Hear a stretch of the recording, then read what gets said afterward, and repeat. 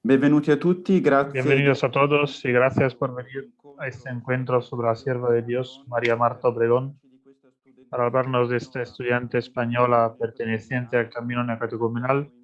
Hemos invitado a don Saturnino López Santedrián, que es el postulador de la fase diocesana de la causa de beatificación. Don Saturnino es profesor emérito de Teología Espiritual en la Facultad de Teología del Norte de España en Burgos. Se interesa por cuestiones relacionadas con la espiritualidad, especialmente de las corrientes del siglo de oro, por cuestiones vocacionales relacionadas con el sacerdocio y por la historia de la Iglesia. Antes de empezar, quería saludar a las personas de habla italiana y española que están conectadas con nosotros desde todo el mundo. Comenzamos con una breve biografía de Marta, escrita por el padre Saturnino y leída por Sara Fornari. Marta María degli Angeli Obregón Rodríguez, Marta María de los Ángeles Obregón Rodríguez nace en La Coruña el 1 de marzo de 1969 en el seno de una familia cristiana y con motivo de ascenso de su padre a capitán de intendencia, la familia se establece en Burgos en diciembre de 1970. Cursó la educación primaria en el Colegio Femenino de Jesús María, regentado por religiosas. Con 8 años de edad recibe la primera comunión y enseguida la confirmación.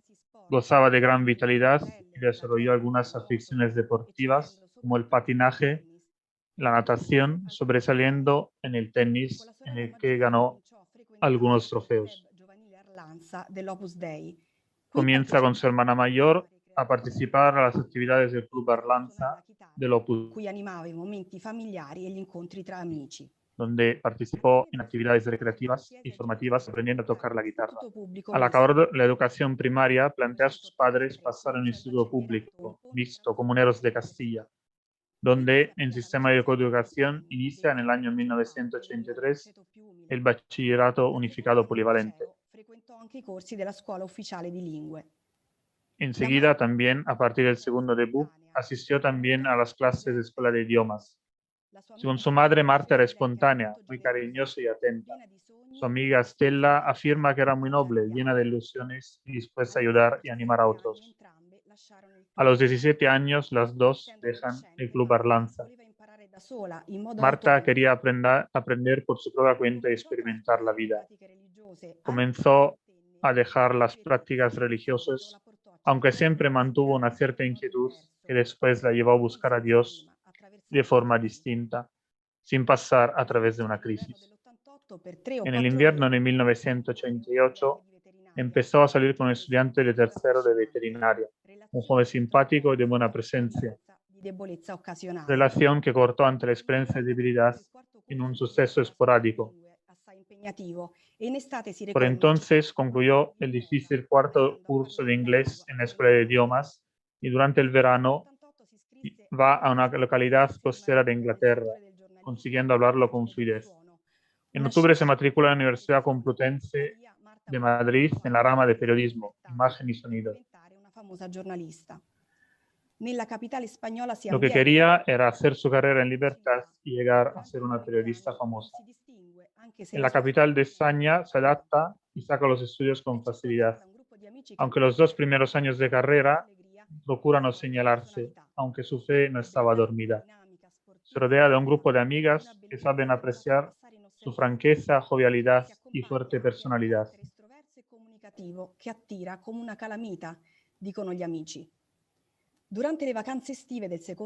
Durante las vacaciones de verano del segundo curso, 1990, se entera en su parroquia, donde va a misa los domingos, que un grupo de jóvenes tiene programado un viaje a Taizé, en Francia. Lo consulta a sus padres y participó en el encuentro. Marta descubrió nuevos aspectos y al decir de su madre, de allí regresó tocada irremisiblemente por el Señor. En efecto, este toque de gracia lo conocemos gracias a una carta a una de sus compañeras de la residencia de Madrid, que dice: cuando descubres algo importante en tu vida y caes en la cuenta de cosas fundamentales, que hasta entonces pasaron inadvertidas a tu lado, Perché te ancora, encuentras francamente bien, en paz. ritornata Lo cierto es que Marta quiso hacer una confesión en profundidad porque aún no se valori sentía giunti alla limpia. soluzione. Regresada a su ciudad, se dirigió a una parroquia cercana, Produsse in lei pero sin un que profondo sepamos por sentimento di qué no coscienza. recibió la Poco absolución. dopo, giocando a ping pong a casa delle Esto sue le amiche, produjo un durísimo conflicto de conciencia. scoppiando in lacrime, Poco perché después, credeva jugando di essere stata abbandonata. en casa de unas amigas al Una di ping-pong, queste compagne le les disse contó su angustiata situación, l'unica deshecha en cosa che avrebbe lágrimas, fatto porque pensaba que Dios le había abandonado. di ribellione ai genitori. Una de esas compañeras le decía, È meglio Dios te che quiere, soffrite. hayas hecho lo que hayas hecho. Pochi giorni dopo Le quella presentaba su propia historia de rebeldía con sus padres, diciéndole que Dios es aún mejor que la los invitarono padres de la alla tierra. loro casa di campagna vicino a Unos días Burgos. después, esa familia tenía visita de un Aveva sacerdote sperimentato un del passaggio camino emozionante neocatecumenal. per rientrare in Las città. hermanas la invitaron a su casa de Insieme campo, con lui, cerca de Marta Burgos. cominciò a rivelare quali Terminada fossero la comida, el sacerdote regresa a la dopo essere ciudad stata y le ascoltata ofrece a Marta la dall'insegnante posibilidad de retornar iniziò a pronto en cercare su le coche. amiche e chiese loro di presentarla nella comunità En cuanto neocatecumenale. se vio ante el sacerdote, comenzó, Anche en lei su acostumbrada franqueza, a manifestarle lo que la oprimía por dare a dentro. Dio tutto per Escuchada con gratificare. atención, no quiso que su sufrimiento se prolongase más Decisamente y le cristiana. preguntó que si tenía Dopo algún essere stata pecado a falta que conquistata, añadir para disponerse a dopo recibir el perdón. la sua spontaneità, En cuanto baja la del sua coche, corre de nuevo intelligenza, en busca de sus il amigas y settembre les del pide que la 90 si celebrò il presentaran matrimonio en della las sorella maggiore comunidades di Marta, neocatecumenales. Francesco Saverio, con il quale Desde iniziò ese momento comienza una vida decididamente Lui ama cristiana. Dio, Su ora si espontaneidad se va convertì. transformando en Durante parresía. il nuovo corso tornò En tutti quanti 1990 se celebra la boda de su hermana mayor. tanto Entre los entusiasta invitados hay un Marta, grupo che de era anno jóvenes. accademico Se 99, relacionan recuperò todos con el molto apreciado entusiasmato jesuita il padre terzo e Carlos quarto Conde. corso, abbreviando gli Uno de studi. ellos era Francisco Javier, Lì entrò con el que in comenzó un contatto amor con la comunità ejemplar y en el que neocatecumenale nella intuimos parrocchia Dios di estaba Santa Maria siempre del por Monte medio. Carmelo. De cara al nuevo curso regresa a Madrid All'università fa anche entusiasmada una y llena de fe, testimonianza attiva. con Non brío, ha paura di que esprimere durante el senza año lectivo preoccupazione la sua azienda, come ci arriveremo 1990-91 dopo, parlando realiza dello con buenas sguardo. calificaciones tercero y cuarto La de sua curso. eleganza attirava Ahí se l'attenzione. pone en contacto con las comunidades neocatecumenales en la parroquia de Santa María de Monte Carmelo. Le offrì i migliori strumenti tecnici per registrare alcune cassette utili al tirocinio della sua facoltà. Ma quell'uomo le rivelò poi di essere innamorato di lei e ciò la deluse profondamente. Da questo momento compaiono sulla stampa alcuni articoli di Marta che difendono la vita, che promuovono la pace, altri che combattono la droga, tutti mettono in risalto i valori cristiani. Nella sua parrocchia di San Martino de Porres andava soprattutto il sabato sera En per su de parroquia de Martín de Porres participaba en la Eucaristía del sábado por la noche para participar como salmista en la liturgia eucarística en su comunidad. Francesco Saverio ha scritto nell'editoriale della sua rivista, pochi giorni dopo l'omicidio, Francisco Javier escribió en una revista poco después de su muerte, dice, todos querían estar con Marta. Ella brillaba aveva gli occhi fissi in Dio. y tenía los ojos fijos en Dios. En sus últimos apuntes y artículos dice, di ciò che conta davvero nella nostra vita. si realmente nos diésemos cuenta de lo que della grandezza della sua anima. es Così importante en nuestra vida. Quando gli venne chiesto perché avesse smesso di uscire con lei intorno ad ottobre, rispose che non c'era una spiegazione logica. Cuando se le preguntó a Francisco por qué había dejado de salir con él, dijo que probablemente no había una explicación lógica. Quizás en un momento me agobié por otras cosas. Posiblemente fue la providencia. Pasé un estado anímico como si alguien me hubiera retirado el afecto para que pudiera soportar mejor lo que llegó. Marta era disciplinada en los últimos meses. Después de trabajar de mañana de 4 a 8 como secretaria, se iba a estudiar al Club Arlanza, que era un lugar silencioso. La siguiente media hora la pasaba en oración, casi siempre de rodillas en el pequeño oratorio delante del sagrario. Acabado este tiempo, hablaba con la encargada del club, haciéndole partícipe de sus ideas, metas y preocupaciones. A ella le contaba cómo en su conversación con el Señor la premiaba para que le hiciera ver su voluntad, ya que el novio la había dejado y en las comunidades se había levantado en una Eucaristía de convivencia para ofrecerse como misionera itinerante. Era muy atenta y cariñosa, como lo indica el día, por ejemplo, el día de Nochevieja de 1991 llegó al club vestida en frac y estuvo haciendo reír a las niñas de sus amigas. Para la última fiesta de Reyes Magos había comprado con gran ilusión una guitarra para su hermana Silvia. Guardarono un video sull'incontro di Papa Giovanni Paolo II con i giovani universitari e rimase colpita proponendo di andare a Roma per il prossimo incontro nella Settimana Santa. Marta empezó enseguida a prepararse intensamente para los exámenes de febrero. Pero los últimos días había notado que alguien la seguía, e manifestò le sue paure. manifestando sus miedos. El 21 de enero, día de Santa Inés, prolongó su conversación con su confidente hasta las 9:40. Lei sdrammatizzò la paura di Marta raccontandole un aneddoto della vita di Santa Ella Teresa. intentaba tranquilizar a Marta contándole una anécdota de la vida de Santa Teresa. Antes de marcharse a casa, se acercaron al oratorio para saludar al Señor. Hicimos una genuflexión delante del Santísimo y se fue. E andando via, Marta disse di non togliere i libri e gli appunti dal Al tavolo. salir, le dijo a la amiga que no retirase los libros y apuntes de la mesa, porque al día siguiente, por la mañana, después de ir a la Santa Misa, pensaba seguir estudiando. Los padres fueron sorprendidos que, aun siendo las 10 de la noche, no hubiera regresado a casa. Estaba nevando y un joven, conocido por toda la familia, invitó a Marta a subir a su coche y la dejó frente a su portal. La cerradura la habían roto y cerca de las 22 horas la vecina del segundo piso oyó un grito desgarrador. 5 días se tardó a hallar el cadáver de Marta, a unos 5 kilómetros de Burgos. Según el informe forense, falleció en las primeras horas del día 22. Tenía diversas erosiones y hematomas, fuertes presiones con las manos en el cuello y sobre todo 14 heridas de arma blanca en la parte izquierda del pecho, una de ellas en el centro del corazón. El cuerpo de Marta fue cubierto por la nieve y en el barro fue encontrada su medallita de oro de la Virgen María. Marta defendió heroicamente su castidad y sobre su cuerpo fueron encontrados signos de violencia que llevaron a identificar el agresor. La pericia del tribunal explica la agresión, la causa de la muerte a causa de la resistencia de la víctima a la agresión. Todos fueron impresionados por la diferencia entre la muerte violenta de Marta y la paz que se veía en su rostro.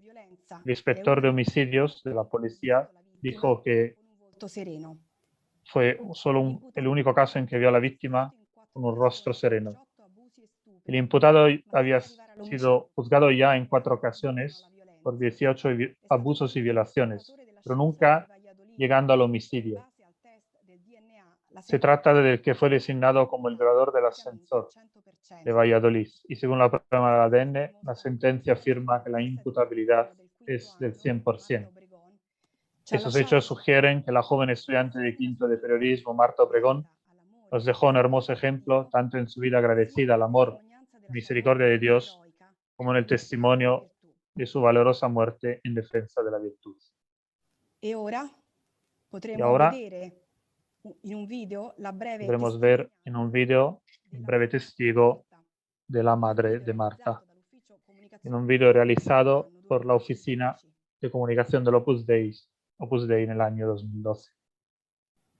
Soy madre de 4 hijas, aunque una ya está en el cielo. La muerte de mi hija no ha sido una muerte natural, que ya de por sí para cualquier madre es duro, es lo peor que puede ocurrirle a nadie tener que enterrar a un hijo, pero en las circunstancias mías pues ha sido muchísimo más doloroso. En el año 92 mi hija estudiaba quinto de periodismo en Madrid, había venido a Burgos, que es donde vivíamos nosotros, a preparar sus últimos exámenes, y una tarde que venía de un club al que iba a estudiar del Opus Dei, iba todas las tardes de 4 a 9, pues la raptaron del portal de casa y se la llevaron.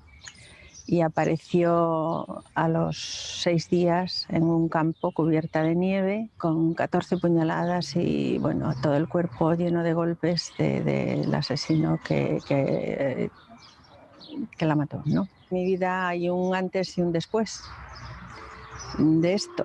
Éramos una familia pues normal, con nuestras 4 niñas, vivíamos pues felices, con dificultades y con tristezas y alegrías como todo el mundo, pero a raíz de esto pues todo parece que se te viene abajo. Yo tuve que hacer verdaderos esfuerzos pues por mi familia, ¿no? Porque si me hundía, pues yo sabía que mi familia también se hundía. Puedes tomar 2 caminos. Una, echar la culpa a Dios de lo que ha ocurrido, que a veces somos muy dados a hacer esto. O 2, acercarme mucho más a Él de lo que ya estaba. Marta, pues era una niña bastante especial, en el sentido, era muy dinámica, muy alegre, era una preciosidad de cría, estudiosísima, ayudaba a todo el mundo, en fin, era una cría con unas virtudes humanas muy buenas. Era una niña que llamaba la atención, era súper moderna donde los hubiera. Estaba al día en todo, entonces atraía a todo el mundo porque tenía una simpatía arrolladora y tenía algo especial, ¿no? Cuando yo llegué al tanatorio, que ya estaba ahí ella, y vi la cara de paz que tenía mi hija, que es lo que le chocó a todo el mundo cuando llegó. El primero fue un canónigo de la catedral. Dice, esta niña ha muerto santa, porque es imposible que una muerte tan violenta tenga esa cara. Parecía una virgen niña, una cara de paz. Transmitía, digo, mi hija ha muerto perdonando al que la está matando, porque es que si no es imposible. Y durante el primer año de la muerte de mi hija, he rezado un acordaos por él, por su asesino, para que se convirtiera. Señor, ¿para qué has permitido tú la muerte de mi hija? ¿Qué es esto, no? ¿Qué va a pasar? Bueno, pues hoy empiezo a entender un poquito las cosas. A pesar de todo ello, yo me acerqué muchísimo a la Virgen y empecé a apoyarme en ella. Era como no sé, siempre he tenido devoción a la Virgen, pero desde ese momento, para todo, desde que me levantaba, madre mía, ayúdame hoy. Ayúdame en este momento, porque no era solamente el día, sino que dependía los momentos, pues eran más duros para mí. Entonces yo he llorado muchísimo, como podéis imaginaros, porque yo soy humana, tengo mi corazón, aunque tenga fe y piense que mi hija está en el cielo, pero no la tengo conmigo, yo no puedo abrazarla, no puedo darle un beso como a las otras. Y empecé a acercarme mucho más a los sacramentos, a rezar muchísimo más y traté de que mis hijas también lo vieran así, que a veces le damos importancia a cosas que tampoco la tienen tanta, ¿no?, en la vida, y nos comemos el coco y nos ponemos tristes y estamos enrabietados. Entonces yo he aprendido a distinguir lo que de verdad tiene importancia de lo que no la tiene o la tiene menos, ¿no? Para mí la mayor importancia es que mis hijas estén cerca de Dios, el que cada vez que yo hable con alguien la pueda ayudar, no para contarle mi pena, sino para decirle, mira, se puede salir adelante y no perder la fe, ¿no? Y Dios no tiene la culpa del mal que hay en el mundo. Siempre es que no tengo otra respuesta. Y el que no se acerque a Él en momentos así, es que no se puede llevar una cosa como esta, ¿no? Es imposible. Cuando se inició todo esto, porque ella en sus escritos había una frase que decía, si yo pudiera dar ejemplo con mi vida, Señor, si yo pudiera dar ejemplo con mi vida. Y lo vi en el cuadernillo este que tenía. Y cuando se inició todo esto y estoy viendo lo que está pasando en tan poquito tiempo, que se ha dado a conocer el caso de Marta, que digo, Dios mío, está dando ejemplo ya con su vida. Es que los caminos del Señor son así, y de hecho se han recibido ya muchísimos testimonios del mundo entero de gente joven que ha visto que se puede vivir una vida de piedad estando en el mundo y siendo moderno, viviendo una vida normal en el mundo, pero estando muy cerca de Dios. Estoy viendo que Dios tenía unos planes para ella y ojalá que se cumplan.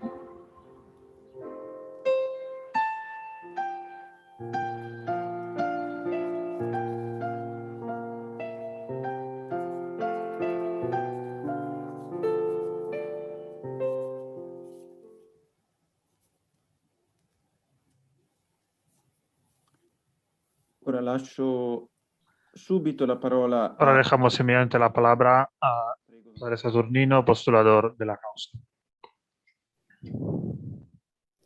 Espiritualidad. La espiritualidad de Marta. Marta llegó a probar el espíritu de rebeldía. Hablamos del encuentro con la Divina Misericordia. A los 17 años, con otra muchacha, abandonó el club Barlanza de los Opus Dei que frecuentaba. Marta quería probar lo nuevo, porque se sentía casi atosigada por los continuos consejos de la madre, a la cual contestó: no te preocupes tanto, déjame que tropiece que ya me levantaré. Quería aprender la vida por su cuenta. Su confidente en la última etapa de su vida manifiesta: en su juventud dejó de participar en las actividades del Club Barlanza y se alejó bastante de la práctica religiosa, aunque mantuvo una gran inquietud que la llevó a buscar a Dios de una forma distinta a la de la niñez. Durante un tiempo de su vida, según ella me contó, frecuentó lugares de diversión, salió con chicos. Con el primero tuvo una relación algo indebida en una ocasión, de la que se arrepintió enormemente y le llevó a cambiar decididamente de vida. En el curso de COU parece en el segundo año de universidad, Marta supo que un grupo de su parroquia estaba preparando un viaje a TIC. Participa al encuentro de chicos de distintos países y volvió a casa entusiasta por la compañía de tantos jóvenes de nobles ideales. Según su madre, Marta ha descubierto algo nuevo y ha sido tocada de forma irremediable por parte de Dios. Pero su espíritu impulsivo tendrá que superar una dura prueba. Marta no se sentía aún limpia, era celosa de su propia excelencia. Le costaba aceptar los errores y la madre de Dios, la mano de Dios la llevará a encontrarse con el amor y la paz, a poder pasar del dolor de aflicción al dolor de contrición. Volviendo a Burgos, se fue a una parroquia y sin que supiésemos hoy el motivo, el confesor no le concedió la absolución. Quizá hubo una incomprensión y el presbítero pensó que ella no estaba arrepentida. Esto le va a producir un durísimo conflicto de conciencia, pues lo que más deseaba después de TC era la alegría de aquellos jóvenes.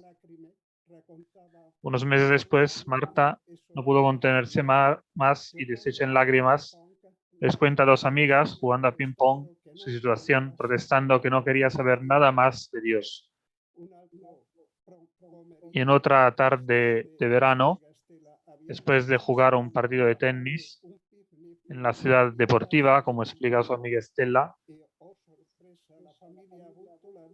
decidimos ir a merendar a la casa de campo de Estela. La familia tuvo la visita de un amigo presbítero del camino neocatecumenal. Estela recuerda que siempre que se confesó con él fue una gozada porque facilitaba encontrarse con la misericordia de Dios. Al caer la tarde, el sacerdote se despide para que pudieran recoger y dice a Marta que si quiere, él la acerca a Burgos en su coche. Este presbítero era misionero itinerante. En cuanto Marta se vio sola ante él, comenzó, en su acostumbrada franqueza, a manifestarle el conflicto que la oprimía por dentro. El presbítero la escuchó con atención y la fue introduciendo progresivamente con palabras del Evangelio, en el amor de Dios y en el gozo del arrepentimiento. Y al final, según las amigas, el presbítero le pregunta que si tiene algún otro pecado o falta que añadirle, que podía decirlo para que se pudiera disponer a recibir el perdón de Dios. Ella se quedó sorprendida, sintiendo que lo que le decían sobre el amor incondicional de Dios era verdad, y se le llena el alma de alegría. Una paz que jamás querrá perder, y así tomará también la costumbre de confesarse con mucha frecuencia.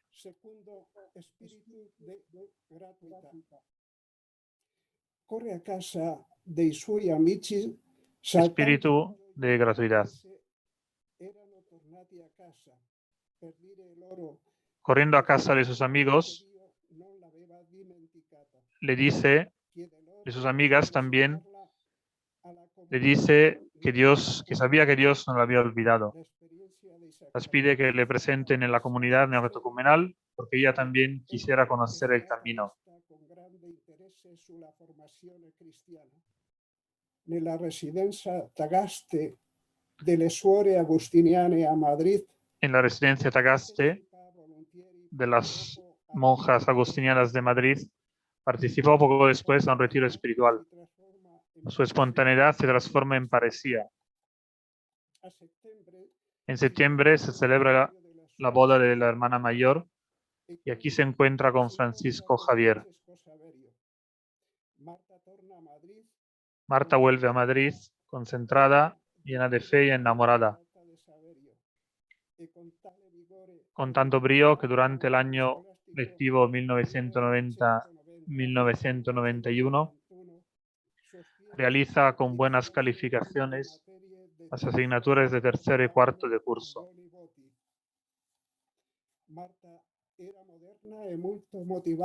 Marta era moderna y muy motivada, pero ahora no le da reparo a manifestarse creyente. El grupo de profesores de imagen y sonido era de ideología variopinta. Dio cuenta a sus padres de momentos vividos en las aulas en los que, haciendo acopio de valentía, tuvo que mostrar al profesor su desacuerdo en frases o comentarios vulgares, sugerencias políticas o ideas contrarias al pensamiento cristiano. Esa tensión la trasluce en un artículo de la revista Círculo Joven con el título Panorama Universitario. Su testimonio le trajo sus más y sus menos con las compañeras de residencia, especialmente con aquellas que tenían miedo de significarse. Algunas de ellas intentaron hacerle el vacío para que se sintiera incómoda, pero ella, en lugar de corresponder con la misma moneda, intentaba hacerles ver que no se lo tenía en cuenta, y en lugar de huir de ellas y del mal que le hacían, las trataba más amablemente. En su decidida entrega repetía: Señor, los demás están en ti y por eso en cada persona estás tú, aunque algunas veces me cuesta aceptarlo. Sebastián, ginecólogo, coronel del ejército, catequista en San Martín de Porres y misionero itinerante en Perú, dice que Marta le impactaba mucho la gratuidad de la acción de Dios, a quien agradecía todo lo que ella era y tenía, y a la vez la emocionaba de la gratuidad de la Iglesia. Admiraba a los que generosamente buscaban el bien y entregaban su tiempo a favor de los demás.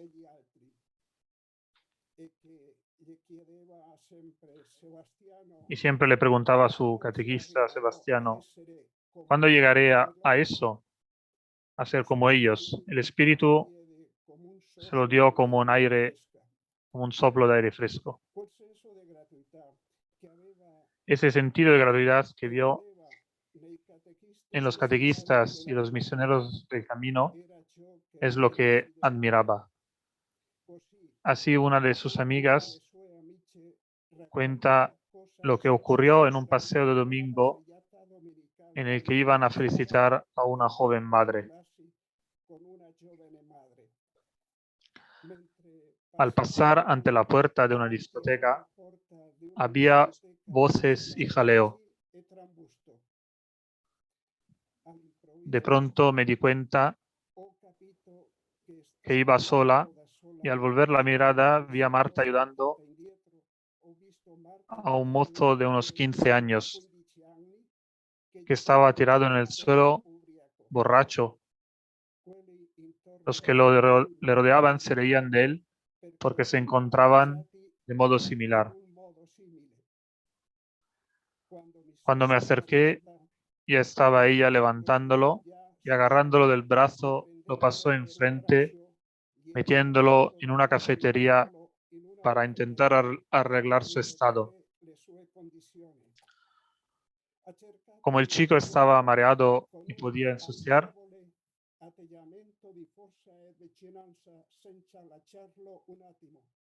fue admirable su sentido de cercanía sin dejarle un momento.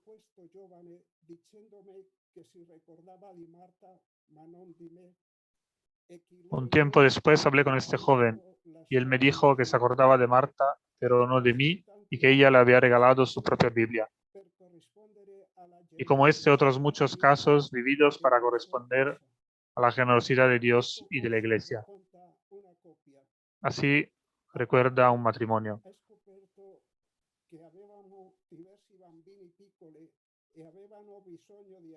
Apenas ella supo que teníamos varios niños pequeños y teníamos necesidad de ayuda, en muchas ocasiones, enseguida se ofreció. Venía a casa las tardes que salíamos a evangelizar a los pueblos cerca de Burgos, y esto nos ha permitido establecer una bellísima relación con ella y poder escrutar un poco en su alma, que era bellísima y muy inquieta.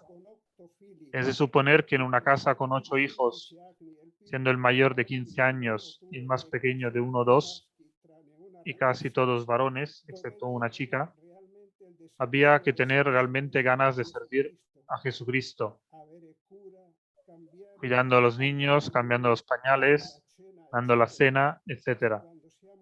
Y cuando volvíamos a casa, estaba todo recogido, en orden, y los niños habían rezado antes de dormir. Un verdadero regalo. Tercer punto, la búsqueda de la voluntad de Dios. Hágase tu voluntad. Fiat.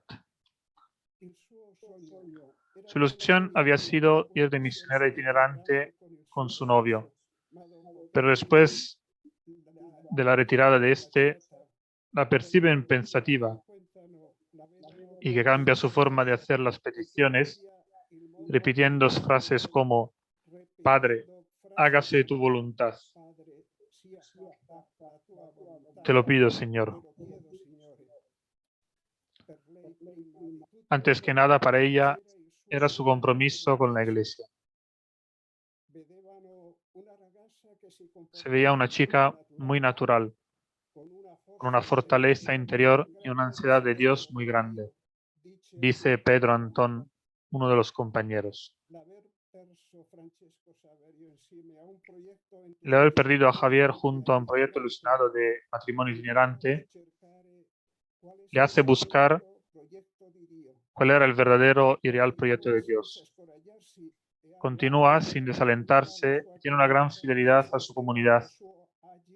Se sentía a gusto con todos, con una personalidad arrolladora.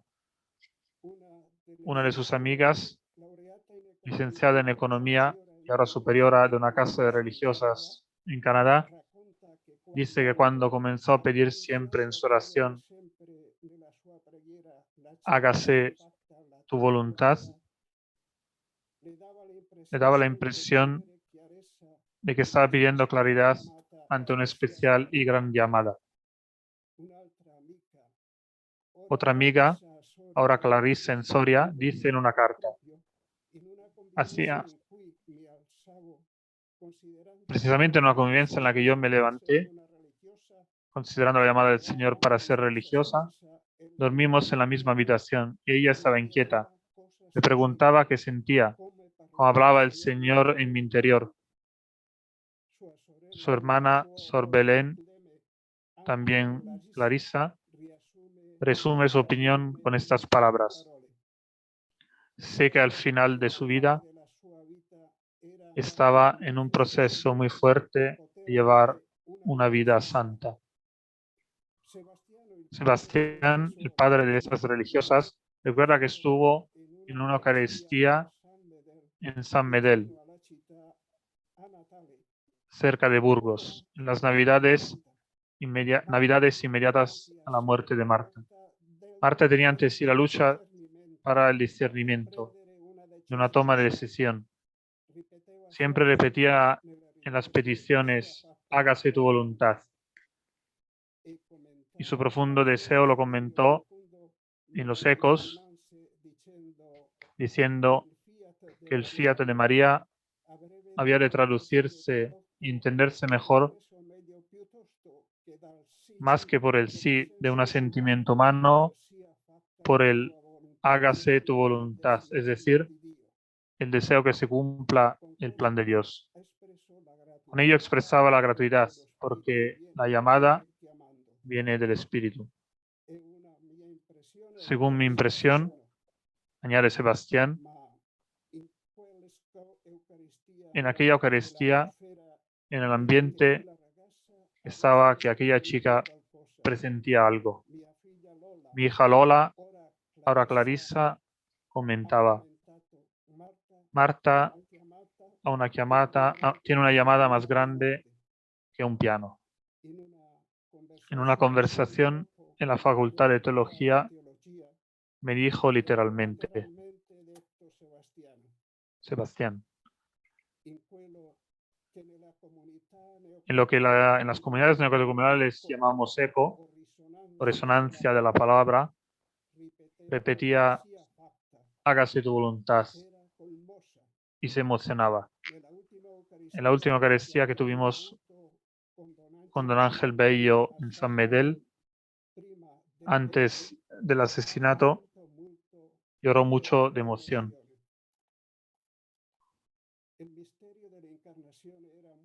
El misterio de la encarnación lo tenía muy asimilado y sentía una especial atracción por hacerlo vida en ella. Repetía las palabras de la Virgen, hágase tu voluntad, ofreciendo su cuerpo, deseando que Cristo se hiciese carne en ella. Le importaba morir para ser criatura nueva. En esta repetición del hágase tu voluntad, que siempre la conmovía, parece como si sintiera o presintiera algo especial. El presbítero, que había sido su profesor de religión, poco antes de Navidad encontró a Marta y se acercó para pedirle acerca de su proyecto de ser una importante periodista en Madrid. Y que Marta, después de un instante de reflexión, le contestó, hoy por hoy en mi cabeza solo cabe Dios. Grazie don Saturnino. Gracias, don Saturnino. Ahora tenemos alguna pregunta para usted. Sobre todo quería preguntarle en qué etapa está la causa de beatificación de Marta.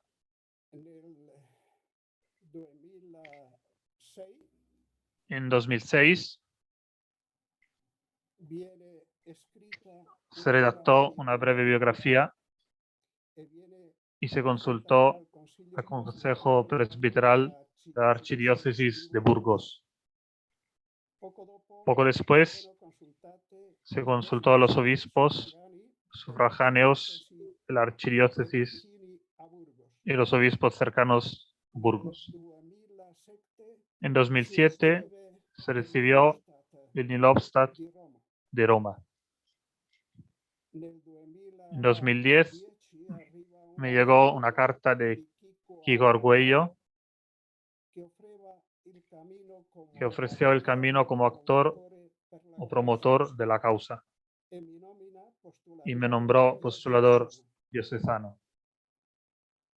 Il 14 El día 14 de junio 2011 de 2011 la sessione tuvo lugar en Burgos la sesión inaugural del proceso que finalizó el 22 de enero de 22 de enero de 2019 en Burgos. Y 2 días después se entregó a la a la congregación congregación para la causa de los santos. Y esto ha sido el itinerario del proceso de beatificación. Gracias. Usted ha reunido las pruebas para el proceso. La causa de beatificación ha llegado a la fase romana. ¿Qué significa esto? ¿Es necesario un milagro? Le pido que nos diga algo sobre este tipo particular de testimonio, es decir, el martirio en defensa de una virtud cristiana. perché per qualcuno si apre un processo di beatificazione Para que alguien entre en un proceso de beatificación, lo primero que tiene que tener la persona es fama de santidad. La muerte de Marta fue de tal modo que conmocionó a toda la ciudad de Burgos, y algún presbítero y hermano del camino neocatecumenal ya dijo entonces que debería abrirse un proceso de beatificación.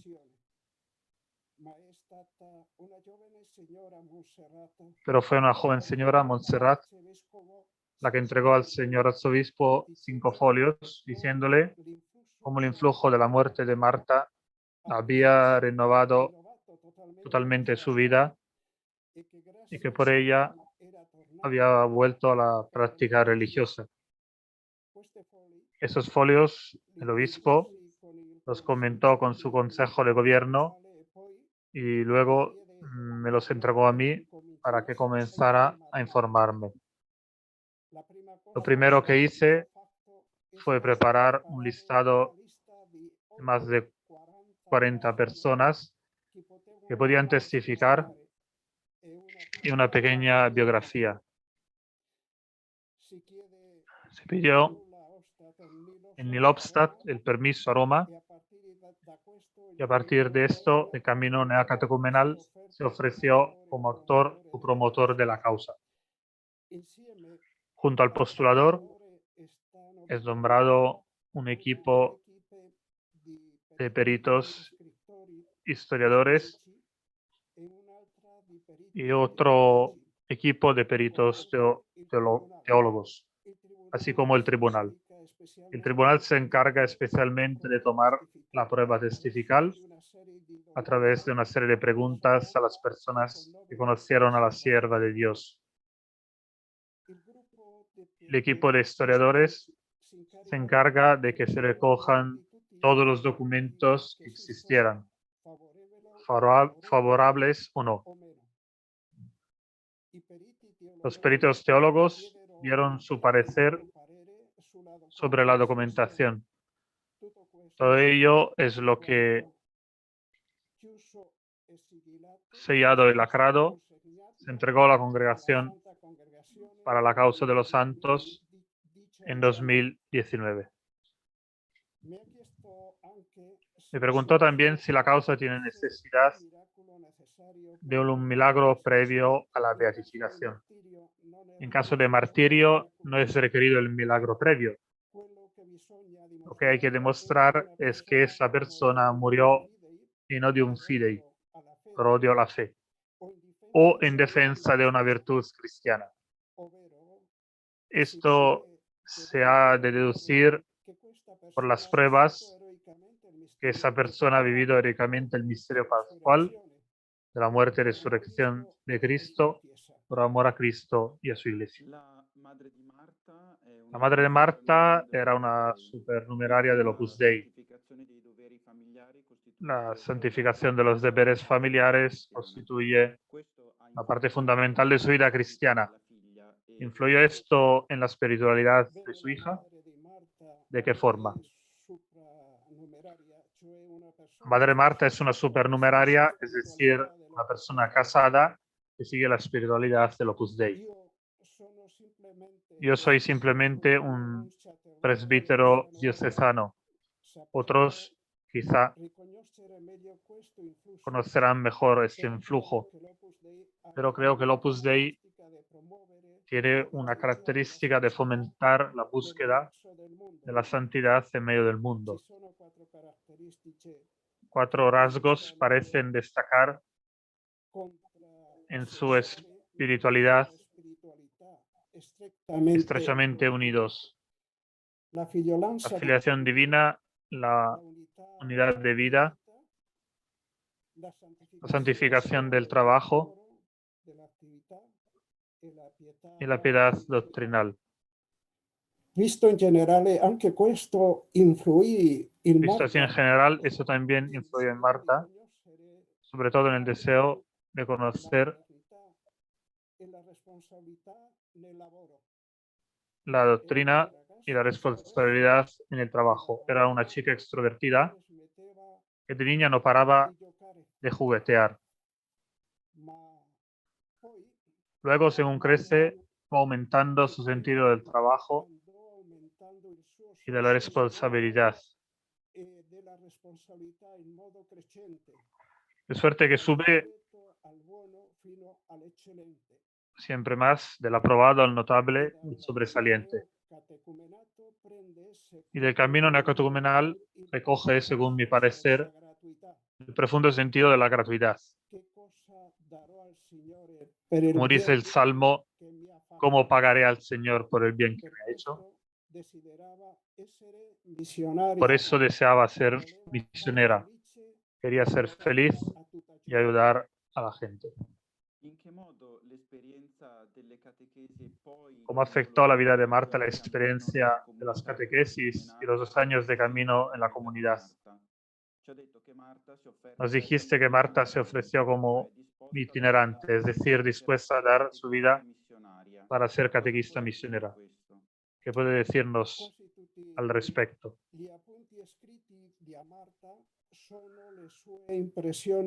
Casi todas las notas escritas que tenemos de Marta son sus impresiones en torno a las catequesis. Son un eco a la palabra de Dios y confidencias con el Señor.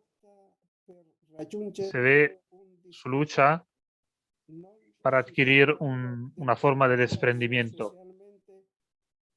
No se fía de su debilidad, especialmente si monta sus proyectos sobre su yo. Iba muy deprisa. Quería llegar al máximo, siendo pronto misionera. Tenía un sentido especial, como dice San Pablo, de que los tiempos apremian y la caridad nos urge. Por eso escribía: Oh Dios, ayúdame por favor, ya, que no hay tiempo, Señor. Que la vida es muchísimo más corta de lo que pobres ilusos pensamos. Que cuando tú quieras nos coges y nos llevas de este mundo en que nos ha tocado vivir. Ayúdame pronto a encontrarte. Ábreme bien los ojos y mi corazón, porque parece ser que todo aquel que nos rodea eres tú mismo. Y eso, Dios mío, cuesta muchísimo entenderlo. Solo una cosa más: que sepas que te quiero y que siempre lo he hecho a pesar de todo. Y la última pregunta: ¿usted conoció a Marta personalmente? ¿Qué recuerda de ella? Yo la vi en 2 o 3 ocasiones. En aquel entonces era delegado de apostolado seglar, y algunos sábados, cuando las comunidades no tenían un presbítero para celebrar la Eucaristía, me pedían poder presidirles. Y el primer día en que estuve en su parroquia de San Martín de Porres, me fijé en su modo de hacer las moniciones y de animar los cantos con la guitarra. Il secondo giorno El segundo día pasó lo mismo. De suerte que al entrar en la sacristía dije a su párroco: qué buena salmista tenéis en la parroquia, qué bien hace las municiones y anima a la gente. Entonces me dijo que era Marta Obregón y me di cuenta de que yo ya conocía a su padre. Recuerdo también que el abrigo azul que llevaba cuando la mataron es el recuerdo que se quitó para tocar con la guitarra en su comunidad el día que la conocí. Gracias, Saturnino, gracias por su intervención. Antes de dejaros algunos avisos, podéis encontrar la oración para la devoción privada de Marta en varias lenguas en la web de la Archidiócesis de Burgos, causademarta.net. El próximo encuentro será domingo 21 de marzo a las 9:15 sobre el siervo de Dios Padre Alberto Beretta, hermano de Santa Gianna Beretta Molla, misionero capuchino en Brasil. Para cualquier pregunta me podéis escribir en la página de contactos en la web de Sacre Questioni. Recuerdo que todos los encuentros están grabados, lo podéis encontrar en la web, en podcast, Spreaker y en YouTube. Agradezco a Saturnino y las personas que se han preocupado para la organización, la logística de las traducciones. No es posible nombrarlos a todos, pero estoy muy agradecido por la fructífera colaboración. Es cierto que, no obstante, todavía no nos hemos visto de persona. Hemos iniciado una gran amistad que seguirá. Hasta luego y hasta pronto. Gracias.